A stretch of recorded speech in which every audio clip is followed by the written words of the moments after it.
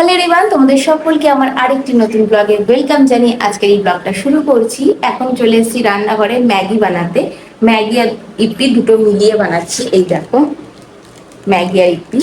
তা আর একটা ডিমে পোচ করে নিয়েছি। সুমিতের জন্য ব্রেকফাস্ট বানাচ্ছি। আজকে আমি ব্রেকফাস্ট করবো না, তা আমি সুমিতকে ম্যাগি করে দিই, ও খাওয়া দাওয়া করে চলে যাক অফিসে। আর আমি সকাল সকাল উঠে ঘুম থেকে চান করে নিয়েছি, কারণ এত গরম এই গরমেতে রাতে তো ঘুম হচ্ছেই না, সাথে খুব কষ্ট হচ্ছে। তা ঘুম থেকে উঠেই ঘরের কাজটা সেরে চান ঠান করে রান্নাঘরে চলে এসেছি। জানি আবার গরম হবে, কিন্তু কি করবো, জলটা গায়ে ঢাললে যে শান্তিটা, ওই শান্তি আমার চাই, ওই জন্য। তো চলো, আমার ম্যাগিটা হয়ে এসে তোমাদের দেখাচ্ছি কিরকম দেখতে লাগছে। ম্যাগি দেখার আগে চলো একজনকে দেখাই। এ দেখো সুমিত, ওর এই কদিন খুব কষ্ট হচ্ছে, যেহেতু ও এসির মধ্যে থেকে অফিসে কাজ করে, আর যখন বাড়িতে আসে তখন তো এসি নেই বাড়িতে আমাদের, তো ওই জন্য গরমে থাকতে হচ্ছে। ও বলছে তাই এসির মধ্যে থেকে থেকে এমন অভ্যাস হয়ে গেছে, রাত্রিবেলা যে শান্তিভাবে ঘুমাতে চাই, ঘুমাতে পারি না, ঘরে এত গরম। আর আমরা তো এখন এসি নিতে পারবো না, আমাদের অত বাজেট নেই, তাই জন্য কষ্টের মধ্যেই এখন থাকছি দুজনে। এই হলো আমার ইপি আর ম্যাগি, আর এই হলো ভেজে রাখা ডিমের পোজ। শুধু আর একটুখানি ঝোলটা কমলেই আমি এই পোজটা এর মধ্যে দিয়ে একসাথে একটু ফুটিয়ে নেব। সুমিত সস ভালোবাসে না, ও সস ভালোবাসে না, তাই সস দেবো না। দেখো, এবার দিয়ে দেবো ওপর দিয়ে ডিমের পোজ। দারুণ লাগে এইভাবে খেতে। We were sparks on quiet streets, two hearts finding where to meet. এ দেখো, এদিকে গাছের মধ্যে কেশক্ত পাতা হয়েছে। এটা কেশক্ত পাতার ফুল, আমি যতটা জানি। আমি তো কেশক্ত পাতা তো বসাইনি, তবুও কেশক্ত পাতা আছে, কোনো অসুবিধা নেই, এটা ভালো আমাদের চুলের জন্য। আর এই দেখো এখানেও হয়েছে। আর এই হচ্ছে লঙ্কা, আমি তাই বলি এটা লঙ্কা গাছ নাকি, তারপর দেখছি না, এটা কেশক্ত পাতাই,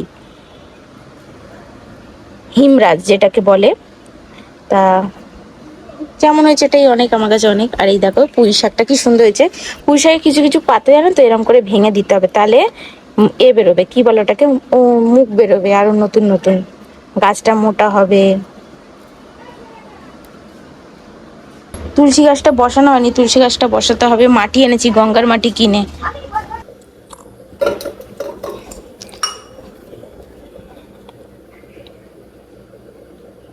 সর্ষের তেল দিয়ে দিলাম, কারণ এই ফলি মাছটা না এক পিসই বেঁচে আছে, এটাকে ভেজে নেবো। আর বাসন টাসন মেজে দেখো সব উপর দিয়ে দিয়েছি, টেবিল ফ্যানটা জাস্ট এখন অফ করলাম। আর এই দরজাটা খুলে রেখেছি ঠান্ডা হাওয়া আসার জন্য। এত গরম আমার এই জায়গাটা করে, কি বোঝাবো তোমাদের বলে। কি সুন্দর সোলো, কিন্তু বেশিক্ষণ খোলা যায় না, কেন বলো তো, লোকজন আসা যাওয়া করে তো একটা খারাপ লাগে, ওই জন্য। তা চলো, তেলটা গরম হতে দিয়েছি। আমি এই জায়গাটা একটু ম্যাসি ছিল, এই জায়গাটা গোছালাম, এই বাসনের এইগুলো গোছালাম। এ দেখো ঘরের সমস্ত কিছু গোছানো, জাস্ট এইগুলো শুকনো হয়েছে, এগুলো তুলে ভাঁজ করতে হবে। বিছানার চাদরটা টান টান করতে হবে। আর এইটা ভেবেছিলাম ফ্রিজের ওপরে দেবো, এই যে ফ্রিজের ওপর আসনটা দেব। এবার শীতকালে, এক সেকেন্ড, এটা দিলে ফ্রিজ আবার গরম হবে না তো, এই এক টেনশন। না গো, দেওয়া যাবে না। দেখি আমার তেলটা গরম হয়ে গেছে। বাবা, এটা আমার প্রিয় একটা ফুলদানি, যেটা নিয়ে অনেকটা আমি ভয় ভয় থাকি, ভেঙে গেলেই গেল। কাঁচের না, দেখো তেলটা গরম হয়ে গেছে। বাবারে, একটু ছড়াতে হবে, কোথায় গেল সাঁড়াচ্ছি। এই এত ঘুচুর ঘুচুর হয়ে গেছে না, বাসনগুলো রাখার ঠিকঠাক জায়গা নেই তো, এই পরিস্থিতি। তেলটাকে সবসময় মাছ ভাজার আগে না কড়াতে এরকম ছড়িয়ে দিই, তাহলে সুবিধা হয়। এবার তেল ছিটাবে।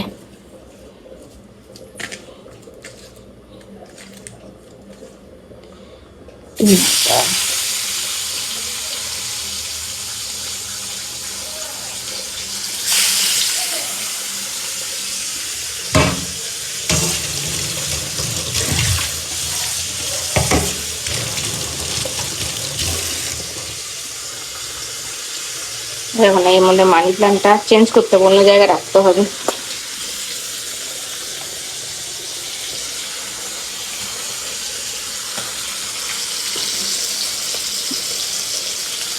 হাতটা কেটে যাওয়ার পরে না কোনো কাজ করতে পারছি না, জানো? ওই যে হাতটা, জানি না তোমরা দেখতে পেলে কি না। আমার ক্যামেরাটা আবার সবসময় ফোকাস করে না, ক্যামেরাটা সেটিং করতে হবে। কি গন্ডগোল হয়েছে কি জানি। ভাতও এদিকে ফুটে গেছে, ডাল আছে, কালকে আমরা দিয়ে ডাল করেছিলাম, ওই ডালটা আছে।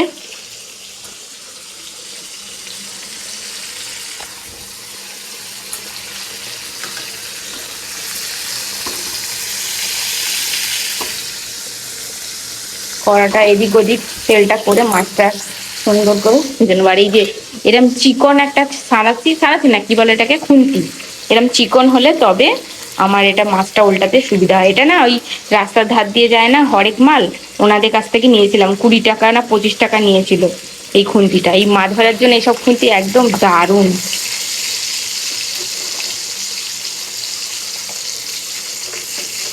বাবা লেগে আছে, দাদা দিকে তেলটা ছড়াতে হবে।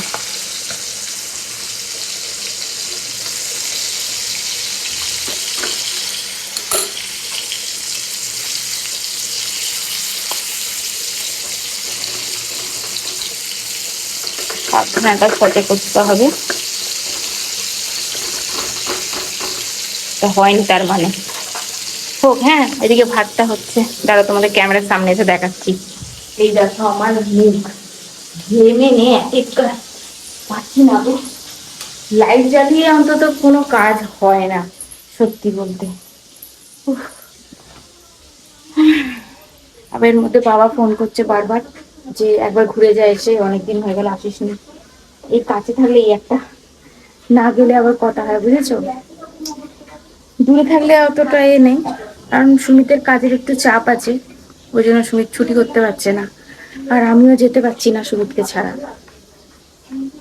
চলে গেছে কাজে, ও যাওয়ার পর বিছানাটা গোছানো হয়নি। এদিকে জানলাগুলো খুলে দিই, জানো তো, খুলি না, পাশের বাড়ি ঘরের জানলা খোলা থাকে তো ওই জন্য।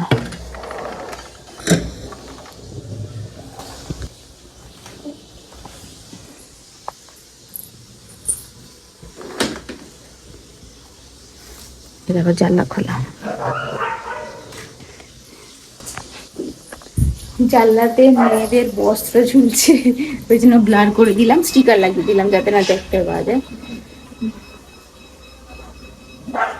গরম, চান করে রান্নাঘরে ঢুকলে না মনে হয় যেন আর একবার চান করে নি। দেখি এদিকে মাছটা কতদূর হলো। হ্যাঁ দেখো মাছটা ভেজে তুলে নিয়েছি আমি। এদিকে এইটুকুনি তেলের মধ্যেই দিয়ে দেবো এই পেঁয়াজ কুচিটা। পায়ে পড়লো তেল। আর এই কদিন কি হচ্ছে কি জানি, রান্না বান্না করতে গেলে নিজের ক্ষতি করে ফেলছি, হাত কেটে ফেলছি, পা পুড়িয়ে ফেলছি, হাত পুড়িয়ে ফেলছি, কি যে হচ্ছে কি জানি বাবা।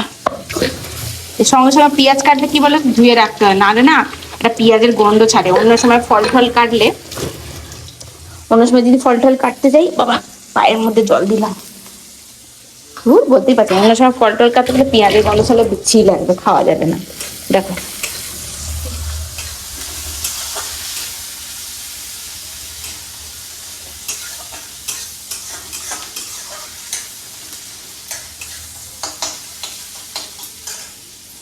একটাই মাছ তো, তাই জন্য বেশি মশলা হলে অসুবিধা আছে।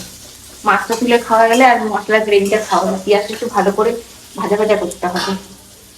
একটু পাখার তলায় গিয়ে বসি, এই টেবিল ফ্যানটা চালালে গরম ভাব ছাড়ছে। আর এই পর্দাগুলো তোমাকে একটা ব্লগে বলছিলাম না যে এইগুলো সাদা হয়ে গেছে, সাদা না অরিজিনাল কালারই আছে। আমি ভেবেছিলাম সাদা হয়ে গেছে, দেখো ক্রিম কালারই আছে, আমি ভেবেছিলাম সাদা হয়ে গেছে, ক্যামেরাতে সাদা দেখা যাচ্ছিল তাই জন্য বলেছিলাম। এই ব্যাগটা ধোয়া হয়ে গেছে, সুমিত দার্জিলিং গেছিল তারপর ধুয়েছিলাম, ভাঁজ করে রাখতে হবে।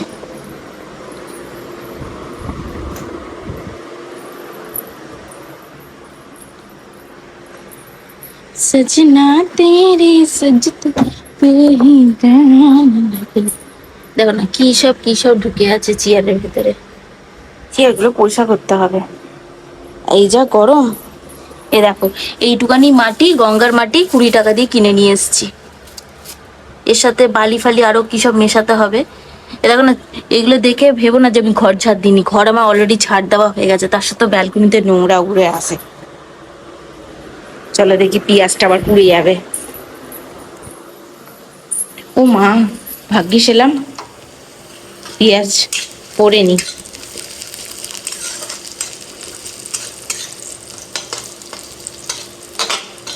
ফ্যান পড়ে যেত, তারা পাখাটা বন্ধ করি, নালে বিল উঠবে।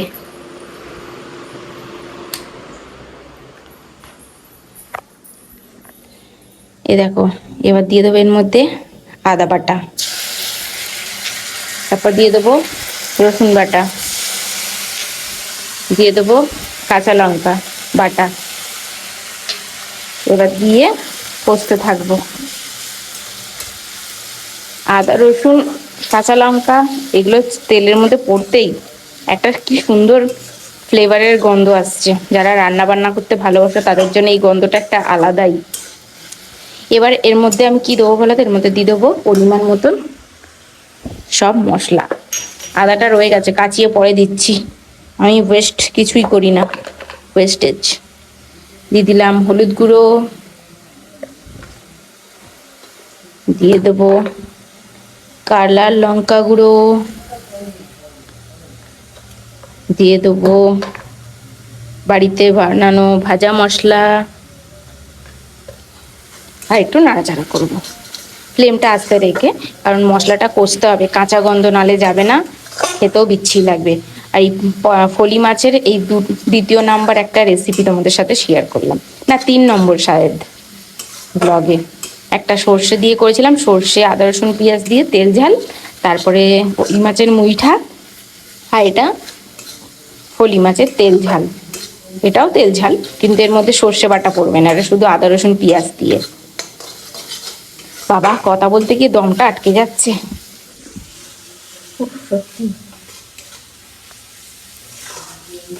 এটাকে একটু কষতে হবে, চলো রেখে দিই।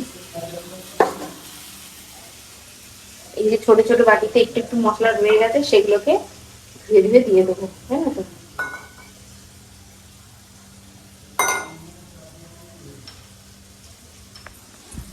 তো দেখো, আদা বাটা, জল, রসুন বাটার জল, কাঁচা লঙ্কা বেটে রেখেছিলাম সেটার জল। এগুলো তোমাদের দিতে হবে না, আমি জাস্ট এগুলো বলছি, যেহেতু ছিল তো লেগে লেগে কিচ্ছু ফেলা যাবে না।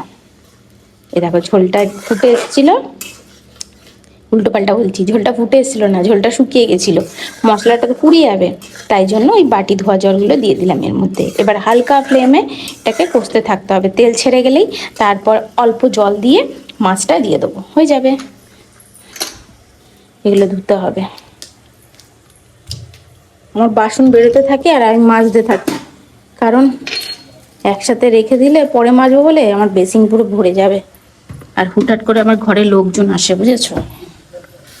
ব্লগে নিই না, ব্লগ দেখাই না, কারণ তারা জানেন আমি ভিডিও শুট করি, বুঝেছো?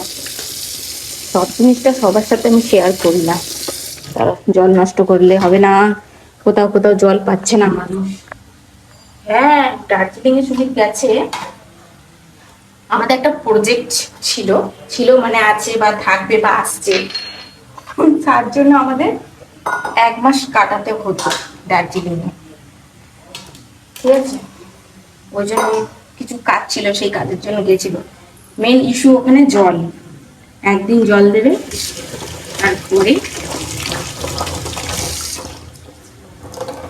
ভাতটা আমার হয়ে গেছে। এই দেখো, ফ্যান ছেড়ে না,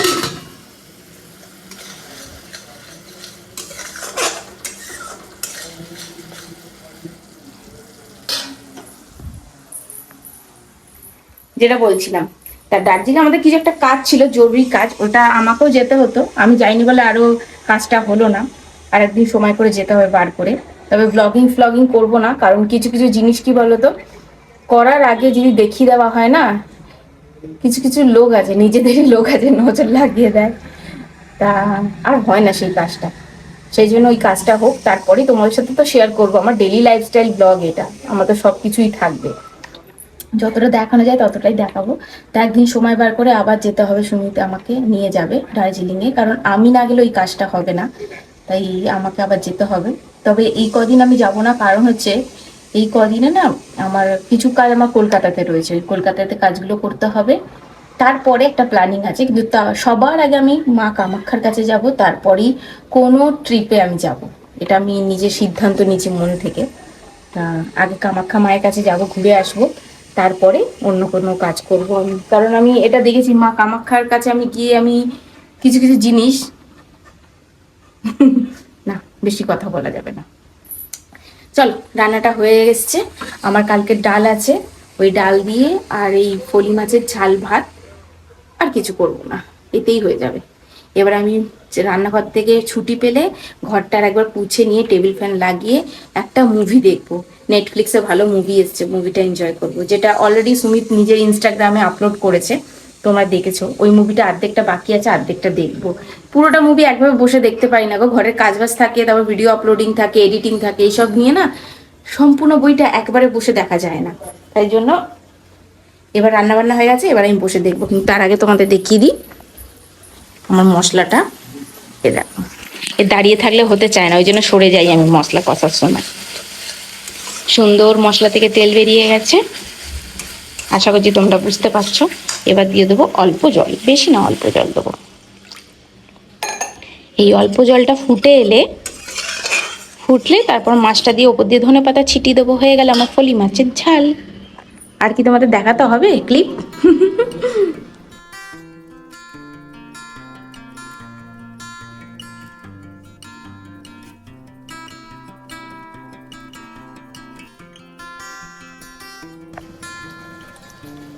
অল্প নুন দিতে হবে, বেশি না, কারণ ঝোলটা শুকনো হবে তো। ব্যাস, ধনেপাতা ছিটিয়ে দিলেই ওপর দিয়ে হয়ে গেল আমার ফলি মাছের ঝাল।